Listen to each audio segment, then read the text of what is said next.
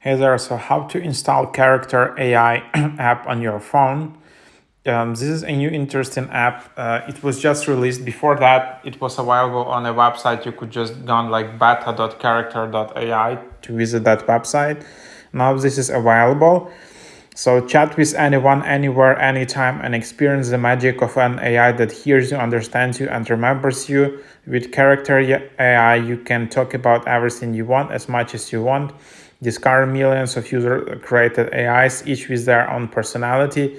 Bring new characters to life with just a few words or craft them to your heart's content with our advanced character creation tools. Immerse yourself in awesome stories, get homework help, and all of that. So that's the idea, is that you can just basically have AI friends, just like this is basically AI chat app. So just tap to install to get it, and then you can just double click to install it, and that's basically the idea.